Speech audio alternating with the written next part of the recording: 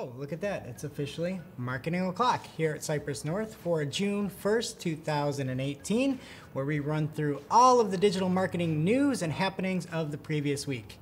I'm Greg Finn. And I'm Cole Sotowish.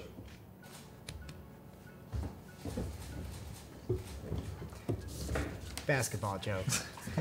And first up this week, we are going to talk about the fact that Google is testing out ads showing up in the feed. This was formerly called Google Now, and if you swipe right from the home screen, you'll get there if you're on a Nexus or Pixel, or if you have any kind of Play Edition device. And Google is now injecting some ads within that feed, and it makes sense. The feed is actually a really nice curated Google-y experience that you get, and they're now taking a little test to see if they can monetize that too. So look for that, and to us as marketers, I think that you can really see some of the benefit of those custom intent audiences that, you know, you can tell that somebody's researching something. It's just another way that you can get in front of somebody. So Absolutely. Pretty cool. Check out every story that we talk about in the show notes below. And again, this one is just another way that Google can feed you some ads. Nice.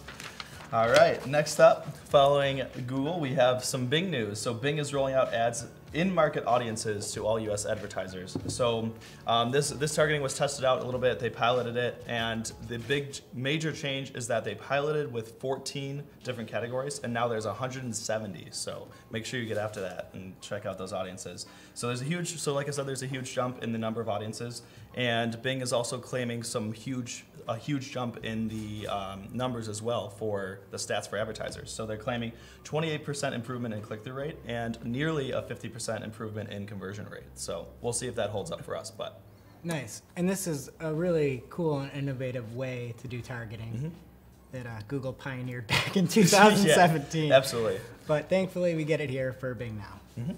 All right, and next up, SparkToro, the new project from Moz and SEO Moz's Rand Fishkin, released a trending section as what they deem to be the front page for the web marketing world.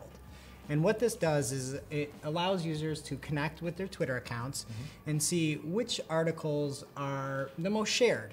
And we've seen this before with Inbound and Spin and some things like that. The problem is you'd need moderators, and there would be, you need, again, this advisory to weed out spam and all that. And what SparkToro Trending is doing differently is it's just looking at tweets. And there's no commentary, there's no accounts, you just hook your Twitter account in. And to me, the biggest thing that I think you can get value from today is by choosing a story and clicking on Share Insights. And what that does is just aggregates every tweet related to an article. So you can get everybody's different take on an article. And to me, I think that's the most important part of this tool and why you should check it out. Absolutely. All right, it's that time of year again for Mary Meeker's report on internet trends. So 2017 marked the first year where smartphone units shipments did not grow at all. But to counter that, what's actually is really interesting for us as marketers is the number of hours on user spend online is actually increasing. So there's just over a 5% increase in the number of hours. So it went from 5.6 hours in 2016 to 5.9 in 2017. Great. Another thing that was really interesting is in the third quarter, Q3 of 2017, the number of voice control products went from 20 million up to 30 million. So a huge jump there. And even further in there, another really interesting thing is you can tell that people are kind of buying into the fact that things are getting smarter. There was a 900% growth of Google queries, including near me. So like people are finally getting used to this, that they don't have to be so specific. Right. So something else to think about. My favorite fact though, is probably why people's in-laws hate them, right? So they said less than 66% of people were willing to share data with friends and family. But 79% were willing to share for clear personal benefit. You greedy folks. Yeah. You greedy folks. But again, it's something to consider for marketers. Hey, if you give value, people are willing to share that data. Absolutely. And make sure to check this one out because there are over 300 slides packed with info. That's, make sure you see which one fits your market segment there. So Absolutely. And now on to the lightning round. absolutely, lightning.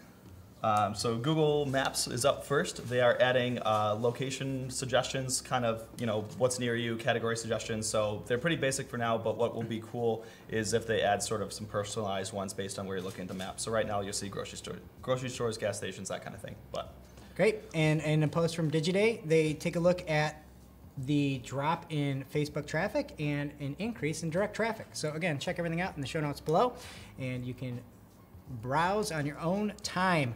And this brings us to the must-read marketing article of the week, an article that is too thorough for us to go through in full here. And this comes from the one, the only, Ginny Marvin from Search Engine Land, as she created Search Engine's Guide to PPC. Breaks it down with nice chapters, everything that you need to know about paid search. Fantastic resource, and check that out. Again, everything is in the show notes below.